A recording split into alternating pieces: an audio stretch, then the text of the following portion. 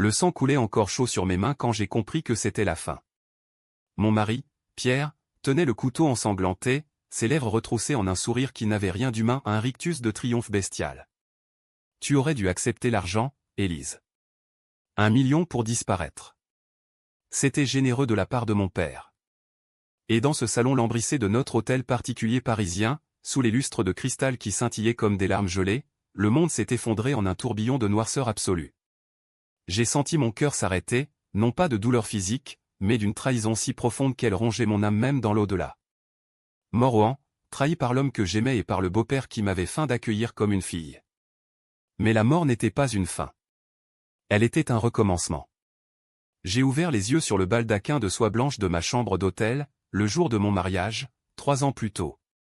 Le parfum des roses de Damas flottait dans l'air, et mon reflet dans le miroir antique me renvoyait le visage d'une Élise de 25 ans, innocente, confiante, prête à unir mon empire vinicole familial à celui des Duval.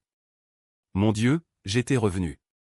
30 secondes pour digérer l'horreur, et déjà, une rage froide, calculatrice, enflammait mes veines.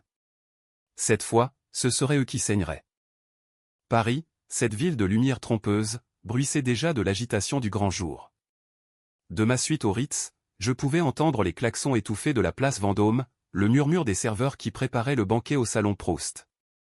Mon alliance scintillait à mon doigt, un anneau d'or blanc serti d'un diamant noir symbole de notre union, ou plutôt de la fusion entre 2 dynasties du vin bordelais. Les Lefebvre, mon clan, avec nos vignobles centenaires à Saint-Émilion, et les Duval, les parvenus ambitieux qui avaient bâti leur fortune sur des arnaques fiscales et des alliances douteuses. Henri Duval, mon futur beau-père, m'avait courtisé pendant des mois, dîner chez l'ami Louis, croisière sur la Seine, promesse d'un empire uni sous un nom hybride, Lefebvre-Duval. Ma chère Élise, vous êtes l'avenir du vin français, me susurra-t-il, ses yeux bleus perçants comme des éclats de silex. Pierre, son fils unique, était le prince charmant, athlétique, charismatique, avec ce sourire qui faisait fondre les investisseurs à Vinexpo. Notre mariage n'était pas seulement une histoire d'amour, c'était un contrat scellé dans le sang des raisins, un pacte pour dominer le marché mondial. Mais maintenant, je savais. Je savais que sous ces sourires se cachait un poison lent. Henri avait saboté mon père des années avant, l'accusant faussement d'adultération pour racheter ses parts à bas prix après sa crise cardiaque suspecte. Et Pierre. Pierre m'empoisonnerait, littéralement, pour hériter de tout. Le café qu'il m'offrirait ce soir, lors de notre lune de miel à Cannes, contiendrait assez d'arsenic pour simuler une intoxication alimentaire fatale. Puis, l'accident de voiture orchestré pour faire passer ma mort pour un suicide. J'avais tout vu, dans cette vie précédente, avant que le couteau ne mette fin à mes soupçons. Je me suis levé, les jambes tremblantes non de peur, mais d'une énergie surnaturelle. La robe de mariée, un nuage de tulle ivory signé Delphine Manivet, pendait à la porte comme un suaire. Non, pas aujourd'hui. J'ai attrapé mon téléphone, un iPhone aux lignes épurées, déjà chargé des messages de félicitations de mes cousins à Bordeaux. Un appel rapide à mon avocat, Maître Laurent, discret comme une ombre. Préparer les papiers pour une clause de non-concurrence renforcée dans le contrat de fusion. Et vérifier les comptes Duval pour toute irrégularité fiscale. Il a balbutié, surpris par mon ton d'habitude si doux, si complaisante. Mais je n'étais plus cette Élise. J'étais une revenante, un fantôme en chair et en os, déterminé à inverser les rôles. Le premier acte de ma vengeance, feindre l'innocence tout en creusant les fondations de leur chute. J'ai enfilé une robe fourreau bleu nuit, talons loup-boutin qui claquaient comme des coups de feu sur le marbre, et je suis descendu dans le hall. Pierre m'attendait, impeccablement taillé dans son smoking Tom Ford, une orchidée à la main. Ma déesse, a-t-il murmuré en m'embrassant, ses lèvres effleurant les miennes avec cette possessivité que je haïssais maintenant. J'ai souri, un sourire qui masquait le poignard invisible dans mon regard. Prêt pour l'éternité, mon amour, ai-je répondu, ma voix un velours empoisonné.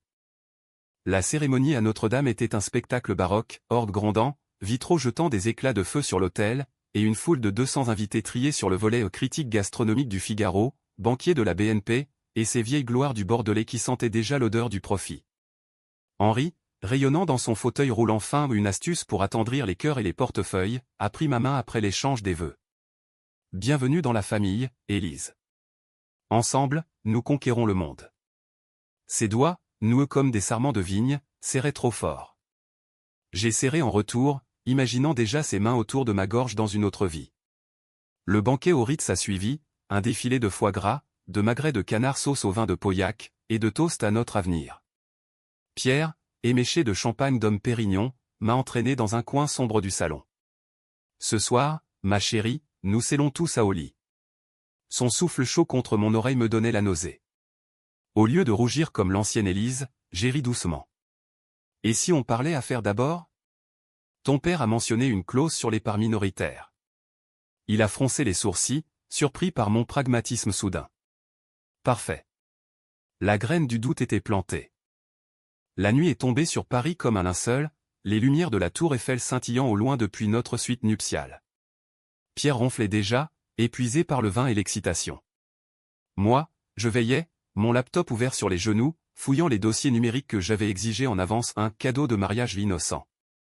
Les chiffres dansaient, des transferts occultes vers des comptes au Caïmans, des factures gonflées pour des consultants fantômes, et pire, un email d'Henri à un détective privé, surveiller la fille Lefebvre. Trouver de la boue sur son passé. Mon passé? J'étais une sainte comparée à eux. Mon père, mort d'un infarctus après avoir refusé de signer un accord truqué, n'était que la première victime. Combien d'autres? Des concurrents ruinés, des employés licenciés pour des broutilles, des vignobles rachetés sur des dettes fictives.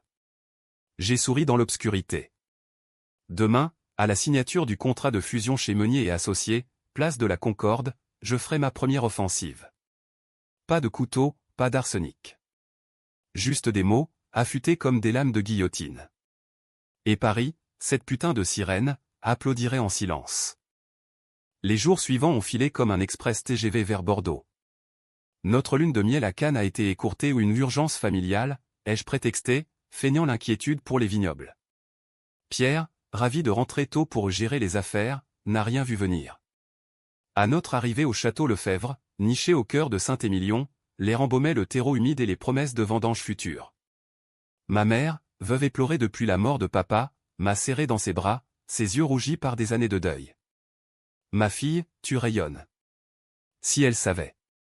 J'ai passé la nuit à éplucher les archives, des lettres jaunies prouvant que Henri avait payé un employé pour contaminer un lot de notre vin, déclenchant le scandale qui avait brisé papa. La preuve était là, enfouie sous des factures anodines. Le lendemain, lors de la réunion du conseil d'administration à une salle voûtée aux murs tapissés de bouteilles millésimées, Henri est arrivé en hélicoptère, Pierre à ses côtés comme un chiot fidèle. Élise, ma belle-fille, installez-vous. Sinon ce pacte qui nous rendra immortels. J'ai pris place en bout de table, mon tailleur Chanel noir comme une armure. Avec plaisir, Henri. Mais d'abord, une petite révision. J'ai fait glisser un dossier vers lui, des extraits bancaires, des témoignages anonymes, et cette lettre fatidique. Son visage, habituellement de marbre, a blêmi. Qu'est-ce que...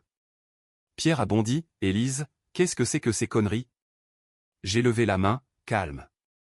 Juste des faits, chérie. Si on fusionne, je veux la vérité. Ou bien. Je publie tout au monde. Scandale Duval, le roi du vin, empoisonneur de concurrents. Le silence était un tombeau. Henri a toussé, feignant l'indignation. C'est du chantage. Non, ai-je corrigé, mes yeux plantés dans les siens. C'est du business. À la française. La tension montait comme un orage sur la Garonne. Henri, acculé, a proposé une pause café ou ironie du sort. Dans le jardin potager, sous les treilles lourdes de raisin merlot, il m'a pris à part. Élise, soyons francs. Ce mariage. C'est une erreur. Pierre n'est pas fait pour vous. Prenez 1 million, disparaissez. Laissez-nous la paix. Le million. Le même piège qu'avant. Dans ma vie passée, j'avais refusé, par amour, par fierté. Et j'étais morte. Cette fois, j'ai souri, un sourire de sphinx. 1 million? Pour quitter votre fils? C'est généreux, Henri. Mais j'ai une contre-offre. Ses yeux se sont plissés. Laquelle? Je rachète votre entreprise. Tout. Pour 10 millions. Où je révèle tout, les fraudes, les morts suspectes, votre rôle dans la chute des Lefebvre. Il a éclaté de rire, un rire forcé qui sonnait faux. Vous bluffez, petite. Vous n'avez pas les fonds. Oh, si. J'avais anticipé, un appel à mes investisseurs suisses, discrets, prêt à miser sur une femme visionnaire. Et mon à tout mettre, une clause secrète dans le contrat de mariage, rédigé par Laurent, qui me donnait droit de regard sur les actifs Duval en cas de conflit d'intérêts. Le piège se refermait. Pierre, entendant des bribes, a surgi, furieux. Traîtresse. Tu nous attaques chez nous? J'ai haussé les épaules. Non, mon amour. Je me défends. Pour la première fois. Les vendanges ont commencé tôt cette année-là, un soleil impitoyable dardant ses rayons sur les coteaux de Saint-Émilion comme pour punir les pêcheurs. Les vendangeurs, ces ombres courbées sous le poids des seaux, chantaient des airs occitans ancestraux, ignorant le drame qui se nouait au château. Moi, Élise Lefebvre Duval du moins sur le papier, je marchais parmi les rangs, un sécateur à la main, mais mon esprit était ailleurs, dans les labyrinthes des conseils d'administration, dans les couloirs feutrés des tribunaux parisiens. Henri avait accepté ma contre-offre, du bout des lèvres, sous la menace d'une enquête de la DGCCRF pour concurrence déloyale.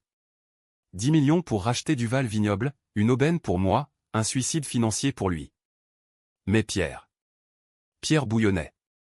Nos nuits, autrefois passionnées, étaient devenues des champs de mine. Tu me voles mon héritage, Élise. Pour qui te prends-tu? Une sorcière bordelaise, hurlait-il dans notre chambre au lambris de chêne, ses poings serrés comme s'il allait frapper. Je le fixais, impassible, me rappelant le couteau dans mon ventre. Ton héritage? C'était du sang et des mensonges, Pierre. Accepte-le, ou perds tout. Il partait en claquant la porte, direction les bars de Bordeaux, où il noyait sa rage dans du cognac cordage. Et moi, je complotais.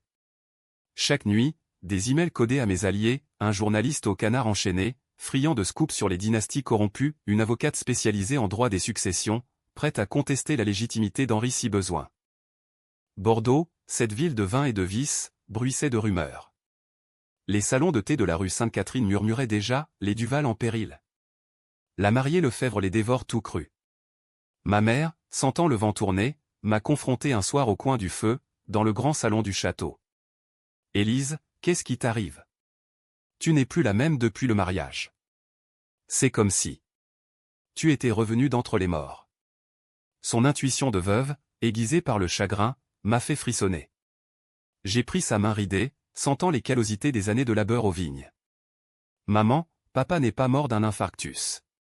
C'était Henri. Et je vais le faire payer. Ses yeux se sont écarquillés, des larmes coulant comme du vin rosé. Preuve. J'ai sorti le dossier, page après page de trahison. Elle a hoché la tête, farouche. Alors, bats-toi, ma fille. Pour les Lefebvre.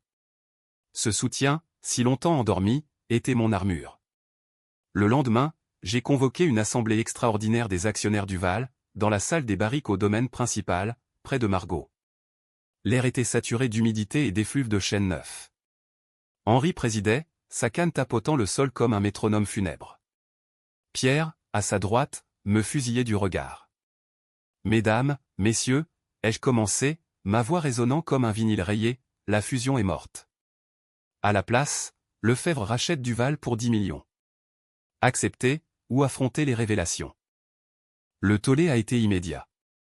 Un vieil oncle Duval, moustache jaunie par le tabac, a bondi, c'est du chantage. Cette gamine nous ruine. Pierre a renchéri, sa voix tremblante de fureur, Élise, tu es ma femme. Comment oses-tu? J'ai tourné la page du dossier, projetant sur l'écran une photo floue, Henri en train de verser un liquide suspect dans un fût de vin Lefebvre, daté de 5 ans en arrière. Comment j'ose? Parce que votre famille a tué mon père. Et tenté de me tuer, moi. Le silence est tombé, plus lourd qu'une barrique pleine. Henri, livide, a murmuré, mensonge. Tout est mensonge. Mais les actionnaires, ces requins du commerce, sentaient le sang. 3 d'entre eux, des cousins éloignés, ont voté pour le rachat immédiat. Mieux vaut un empire uni sous Lefebvre que la prison pour Duval. Pierre a quitté la salle en trombe, renversant une chaise. Henri m'a fixé, ses yeux implorants pour la première fois. Qu'est-ce que tu veux vraiment, Élise? La vengeance? L'argent? J'ai penché la tête, un sourire carnassier aux lèvres. Les deux. Et plus, votre capitulation totale. Il a signé, ses mains tremblantes tachant l'encre. Le rachat était acté. Mais ce n'était que le début. La vraie guerre se livrait dans l'ombre. Paris m'a rappelé comme une amante jalouse. De retour dans notre appartement haussmannien, rue du Faubourg Saint-Honoré, j'ai transformé le bureau en quartier général. Ordinateur portable branché sur un VPN suisse, dossiers empilés comme des remparts. Pierre avait disparu ou envolé à Monaco, soi-disant pour réfléchir. Henri, cloué à son fauteuil dans sa villa de Pessac, ruminait sa défaite. Mais je sentais la contre-attaque venir. Un appel anonyme, une nuit, Élise, c'est un piège. Il prépare un scandale sur ton passé. Mon passé? J'étais vierge de tout, études à Sciences Po, stage chez Mouette et Chandon, une vie linéaire. À moins que. Dans ma vie précédente, ils avaient fabriqué des preuves, une fausse affaire avec un fournisseur, des photos truquées. Cette fois, j'étais prête. J'ai engagé un détective, un ex-flic corse nommé Rossi, pour surveiller Pierre. Ces rapports arrivaient par SMS crypté, votre mari rencontre un hacker à Nice. Il parle de deepfake. Parfait. J'ai contre-attaqué, un communiqué de presse via mon attaché, annonçant le rachat comme une renaissance éthique du vin français. Le Figaro titrait, Élise Lefebvre, la nouvelle reine de Bordeaux. Les actions Lefebvre grimpaient, Duval sombrait. La confrontation inévitable a eu lieu lors d'un gala à l'Opéra Garnier, sous les dorures et les lustres de cristal. Opéra de Verdi, la Traviata ou ironie cruelle, l'histoire d'une femme trahie par l'amour et l'argent. Pierre est apparu, éblouissant dans un smoking, une rousse sculpturale à son bras. Ma fiancée, a-t-il lancé en me voyant, entouré de mes investisseurs. Le coup de poignard. J'ai ri, un rire cristallin qui a fait tourner les têtes. Félicitations, Pierre. Elle sait pour le million que ton père m'a offert? Les murmures ont enflé comme une vague. Henri, dans un coin, a pâli. Pierre a bafouillé, c'est faux. Mais j'avais les enregistrements ou une caméra cachée dans mon collier, capturant sa confession lors d'une dispute. Je l'ai diffusé discrètement via un contact au Paris Match.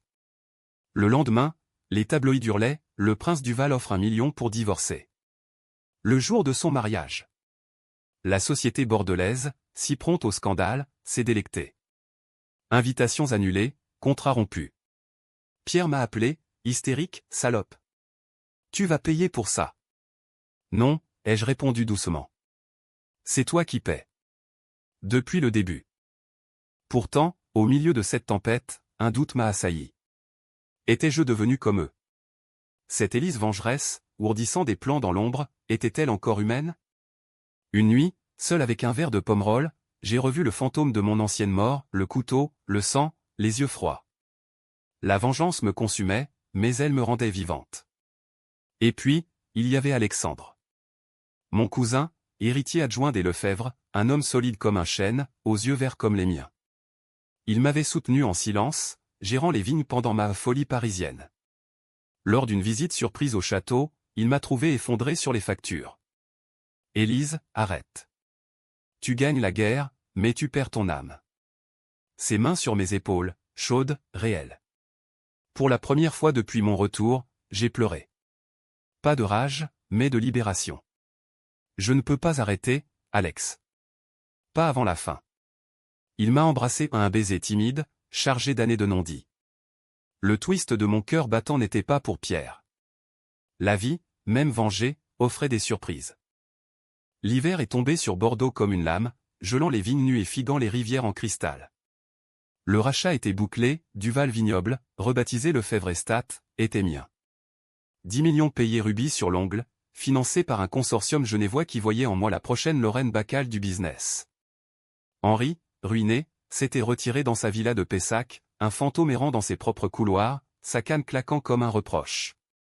Pierre, divorcé en un clin d'œil, j'avais engagé les meilleurs avocats pour une séparation à l'amiable, mais sanglante, squattait un appartement miteux à la Bastide, buvant sa colère en bière bon marché. La presse le dépeignait comme le playboy déchu, moi comme l'héritière impitoyable. La guillotine du vin, titrait Le Monde avec un certain sadisme gaulois. Mais sous les applaudissements, la tension montait. Des menaces anonymes, des emails avec des photos truquées de moi en train de falsifier des documents, des appels nocturnes où une voix déformée sifflait, tu paieras de ta vie, comme ton père. Henri? Pierre? Ou pire, un allié caché? J'ai renforcé ma sécurité, Rossi, mon détective corse, posté en permanence, des caméras au portail du château, et Alexandre à mes côtés, non plus comme cousin, mais comme amant secret. Nos nuits étaient un refuge, corps entrelacés sous les couvertures de lin, murmure de projets futurs, un nouveau cuvée, Renaissance, symbolisant ma seconde chance. Tu es plus forte que, Élise, chuchota-il, ses doigts traçant des vignes imaginaires sur ma peau. Mais la force avait un prix.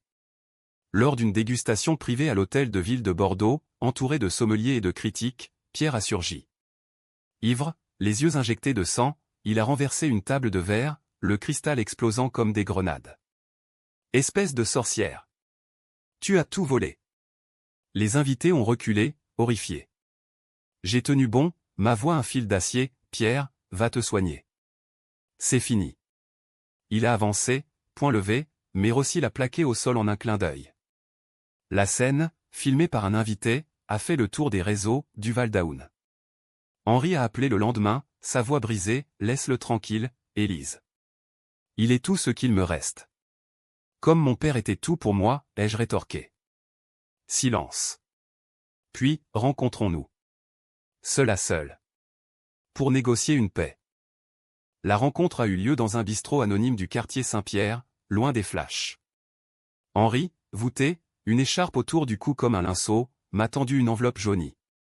Les vraies preuves. Pas contre toi, mais contre moi. Lis. Dedans, des confessions, l'arsenic dans le vin de papa, payé à un employé désespéré, l'accident fin pour un rival écrasé sur la 62. Et pire, Pierre, impliqué dès le début, couvrant les traces pour l'héritage. Pourquoi me le donner, ai-je demandé, le cœur serré. Parce que tu as gagné. Et parce que je t'aimais comme une fille. Avant que l'ambition ne me ronge. Des larmes? Chez Henri Duval? Un twist qui me désarmait. Était-ce sincère, ou un dernier piège? J'ai rangé l'enveloppe. Paix? Seulement si Pierre avoue. Publiquement. Il a hoché la tête, vaincu. Mais en sortant, mon téléphone a vibré, un message de Rossi. Pierre prépare un coup. Rendez-vous avec un homme louche à l'entrepôt des quais. L'entrepôt, un squelette rouillé au bord de la Garonne, puis l'humidité et le vin aigre. J'y suis allé seul aux folies? Non, calcul. Caché dans l'ombre d'une cuve éventrée, j'ai vu Pierre remettre une mallette à un type encapuchonné, fait la terre. Comme on l'a fait pour le vieux Lefebvre. Le traître. Mon sang a bouilli. J'ai émergé, téléphone en main, enregistrant tout. Pierre, c'est fini. La police est en route. Il a pivoté, paniqué, Élise. Tu. Comment? Le type a fui, mais Pierre a chargé, aveuglé par la rage.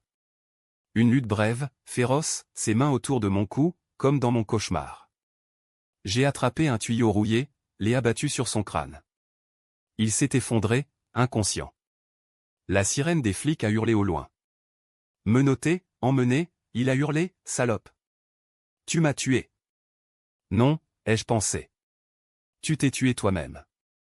Le procès a été un cirque médiatique, digne d'un polar de Simenon. Pierre accusé de tentative de meurtre, complot, et recel de preuves dans l'affaire Lefebvre Senior. Henri, témoin clé, a craqué sur le stand, c'était mon fils. Mais j'ai failli. La salle, bondée de journalistes, a retenti d'applaudissements réprimés quand le verdict est tombé, 20 ans pour Pierre, 5 avec sursis pour Henri. Moi, Élise, j'ai témoigné calmement, mes mots ciselés comme un grand cru, la vengeance n'est pas un vin doux. C'est un tanin amer qui mûrit avec le temps. Dehors, sous la pluie battante de la place Péberlan, Alexandre m'attendait. C'est terminé? Presque. On s'est embrassé, indifférent au flash. Mais un dernier secret pesait, dans l'enveloppe d'Henri, une note finale. Pierre n'est pas mon fils biologique. Ton père et moi. Une vieille dette. Un bâtard? Un demi-frère caché? Le twist ultime, qui rendait ma vengeance presque incestueuse. J'ai brûlé la note ce soir-là, dans la cheminée du château. Certains poisons sont trop amers même pour la justice. Pourtant, la paix n'était pas au rendez-vous. Les nuits étaient hantées, rêve du couteau, du sang, de Pierre me fixant depuis sa cellule. Alexandre sentait mon tourment. Viens, on s'en va. Un mois à Paris, juste nous. J'ai accepté. La capitale, avec ses boulevards haussmanniens et ses cafés enfumés, nous a enveloppés comme un manteau. Balade au Louvre, dîner chez Guy Savoy, où les truffes fondaient comme des promesses. Mais au milieu de ce répit, un appel, ma mère, voix chevrotante. Henri est mort. Suicide. Il a laissé une lettre. Pour toi. Retour précipité à Bordeaux. La villa de Pessac, scellée par la police, mais la lettre m'attendait, Élise, pardonne. J'ai tout perdu, mais tu as gagné la vérité. Pierre était le fruit d'une erreur de jeunesse, pas le mien. Ton père savait, et c'est pour ça que je l'ai tué. Vis, ma fille. Les larmes ont coulé, amères. Henri, mon bourreau, mon confesseur. La vengeance, si douce en théorie, laissait un vide. Le printemps a reverdi les vignes, un tapis émeraude sur les collines de Saint-Émilion, comme si la terre elle-même pardonnait les péchés des hommes. Lefebvre et Stade prospéraient, nos cuvées aux vengeances, un nom provocateur que j'avais imposé au s'arrachait à Hong Kong et New York, noté 98% par Wine Spectator. Les employés, libérés des chaînes du Val, chantaient à nouveau dans les chais. Ma mère, revigorée, gérait les relations publiques avec une férocité nouvelle. Alexandre et moi, fiancés en secret lors d'un pique-nique au pied de la tour de l'église monolithe, parlions d'enfants, de legs. Un fils pour porter le nom Lefebvre, murmura-t-il, sa main sur mon ventre encore plat. Mais la cicatrice invisible de ma mort passée me rongeait. Étais-je vraiment libre? Pierre, en cellule à Gradignan, m'écrivait, des lettres rageuses, puis suppliantes. Élise, je t'aimais à ma façon. Reviens, plaide ma cause. Je les brûlais, une par une. Pourtant, un soir de juin, lors d'une réception au salon Vinexpo, un fantôme est apparu, la rousse de Pierre, Claire, une mannequin déchue aux lèvres siliconées. Il veut te voir. Une dernière fois. Pour clore le chapitre. Contre l'avis d'Alexandre, j'ai accepté. La prison, un bunker gris aux abords de Bordeaux, puis la défaite et le désinfectant. Pierre, amaigri, les yeux creux comme des puits, m'a fixé à travers la vitre. Tu as gagné, Élise. Tout. Sa voix, brisée, n'avait plus rien du prince charmant. J'ai pressé le combiné contre mon oreille. Pourquoi, Pierre? L'amour? L'argent? Il a ri, un rire sec comme du tanin vert. Les deux. Et la peur. Père m'a forcé, épouse-la, contrôle-la, puis élimine-la. J'ai obéi. Comme toujours. Le twist, pas un monstre solitaire, mais un pantin. Henri, le vrai serpent. Et le couteau, ai-je demandé, la gorge nouée. C'était censé être l'arsenic. Mais tu as fouiné trop tôt. J'ai paniqué. Les mots, crus, ont libéré quelque chose en moi. Pas du pardon jamais, mais une catharsis. Adieu, Pierre. En sortant, l'air libre m'a giflé comme une renaissance. Alexandre m'attendait, bras ouverts. Fini? Oui. Rentrons à la maison. Mais la vie, cette coquette française, réservait un dernier coup de théâtre. En juillet, lors d'une échographie de routine à l'hôpital de Bordeaux, le médecin a souri, des jumeaux. Un garçon, une fille. Joie pure, mêlée à une peur viscérale. Étais-je digne de la maternité, avec mon passé taché de sang? Alexandre, rayonnant, m'a emmené en escapade à Arcachon, d'une blonde, huître fraîche au bord de l'océan Atlantique. Là, sous un ciel d'azur, il m'a offert une bague or rose, sertie d'un solitaire Lefebvre. Épouse-moi, Élise. Pas pour l'Empire, pour nous. J'ai dit oui, les larmes salées comme la mer. Le mariage, discret, à la mairie de Saint-Émilion, n'a réuni qu'une poignée d'âmes, ma mère, Rossi le fidèle, et un prêtre qui a béni notre union avec du vin de messe. Pas de lustre, pas de scandale. Juste l'amour, pur, inattendu. Pourtant, l'ombre persistait. Des rumeurs, un neveu du Val, relégué dans l'oubli, complotait pour contester le rachat en justice. Fraude à la succession, chuchotaient les avocats. J'ai anticipé, un audit total, transparent, offert aux autorités. Rien à cacher contrairement à eux. Et puis, la presse a tourné la page, un portrait flatteur dans elle, Élise Lefebvre, de la trahison à la triomphe. Les vignes fleurissaient, les bébés grandissaient en moi. Mais une nuit d'où, un cauchemar m'a réveillé en sursaut, le couteau, encore, mais cette fois, tenu par ma propre main. Vengeance ou malédiction? Alexandre m'a serré contre lui. C'est le passé, ma chérie. Regarde l'avenir. Il avait raison. Pourtant, quand Henri est mort, j'ai assisté à l'enterrement, seul, sous une pluie fine. Sa tombe, anonyme dans un cimetière de Pessac, était couverte de roses fanées. Repose en paix, beau-père, ai-je murmuré. Tu as payé. Pas de pardon, mais une clôture. L'automne a apporté les vendanges, une célébration païenne, danse des grappes, pressoir grondant, et un banquet sous les étoiles. J'ai porté un toast, verre levé, à la Renaissance. Que le vin coule, et les poisons sèchent. Les invités ont employé, amis, investisseurs ont acclamé. Alexandre, à mes côtés, a glissé, et à nous. Les jumeaux, nés en décembre sous un ciel clair, ont crié leur premier cri dans la chambre rose du château. Louis et Louise, prénoms d'ancêtres vignerons. En les tenant, minuscules et parfaits, j'ai senti le fantôme de ma mort s'évaporer. La vie, volée une fois, était revenue, plus riche, plus âpre. Mais la France, terre de paradoxes, n'oublie pas. Un an plus tard, une lettre de Pierre, libérée sur conditionnel pour bonne conduite, je pars en Amérique. Oublie-moi. Je l'ai fait. L'Empire grandissait, partenariat avec des domaines californiens, une ligne bioéthique. Alexandre et moi, piliers l'un de l'autre, dirigeons d'une main ferme. La vengeance? Un chapitre clos, tannique, qui donnait du corps à mon existence. Et si le destin me renvoyait en arrière une troisième fois? Je sourirais. Car cette Élise la savait, l'amour vrai n'est pas un piège, mais un millésime rare. 2 ans ont passé, et Bordeaux s'est paré d'un manteau doré pour les fêtes de fin d'année. Le château Lefebvre, restauré avec ses tourelles gothiques et ses caves voûtées, abritait désormais une famille, Alexandre, moi, et les jumeaux, ces tornades blondes qui couraient entre les cuves vides en riant. Louis, l'aîné de quelques minutes, avait hérité de mes yeux verts, inquisiteur, Louise, la malice de son père, avec une tignasse bouclée qui défiait les peignes. Nos journées étaient un ballet, matinée aux vignes, où je leur apprenais à sentir les baies de Cabernet, après-midi à l'école internationale de la ville, soirée à composer des accords mets-vins pour des dîners improvisés.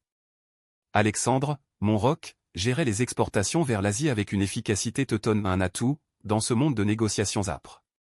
Tu as transformé le poison en élixir, Élise, me disait-il souvent, en m'embrassant dans le cou, au milieu du chaos joyeux. Et c'était vrai. Lefebvre et Stade dominaient, 40% du marché premium français, des médailles à Londres, des critiques élogieuses dans de Canter. La reine vengeresse, comme on m'appelait encore dans les cercles snobs, était devenue une icône controversée, oui, mais intouchable. Pourtant, les ombres du passé n'avaient pas totalement disparu. Pierre, exilé à San Francisco, avait refait surface dans un article du New York Times, l'héritier déchu lance un blog anticorruption dans le vin. Ironie mordante, il accusait les dynasties françaises de collusion, citant vaguement une trahison conjugale sans nommer. J'ai lu, amusé, puis effacé. Claire, son ex, m'avait contacté une fois, pour un job dans nos boutiques parisiennes. Il m'a brisé, comme vous. Laissez-moi aider. Je l'avais embauché, une décision controversée, murmurée dans les couloirs, Élise embauche l'ennemi. Mais elle s'est avérée loyale, gérant nos pop-up stores à Tokyo avec flair. La rédemption, même pour les complices involontaires.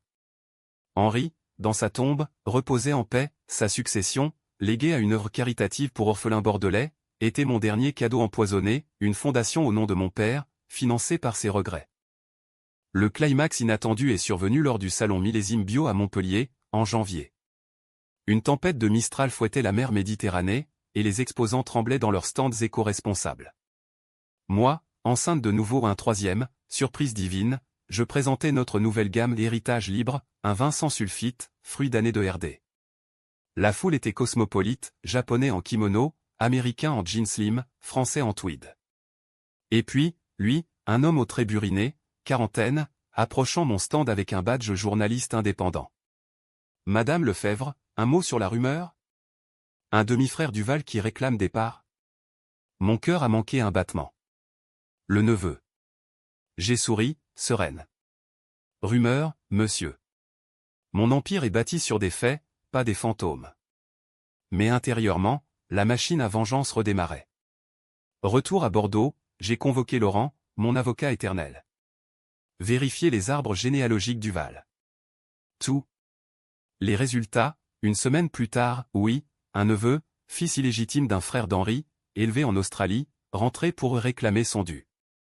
Twist final, il n'était pas un loup, mais un agneau. Je ne veux pas la guerre, Élise. Juste une reconnaissance. Pour l'honneur familial. On s'est rencontrés au café La Tupina, sous les poutres noircies par des siècles de graisse d'oie. Marc, il s'appelait, avec un accent aussi adouci par l'âge. Henri m'a ignoré. Pierre m'a moqué. Vous avez vaincu les monstres. Laissez-moi rejoindre, comme allié. Une décision controversée, l'embaucher comme consultant en marchés émergents. Alexandre a grogné, risqué. Mais mon instinct aiguisé par la mort disait oui. Aujourd'hui, Marc gère nos expéditions en Océanie, et ses idées ont boosté nos ventes de 30%. La vie, dans sa cruauté française, offre des fins ambiguës. Pas de happy end hollywoodien, mais un équilibre précaire, comme un vin qui mûrit en fût.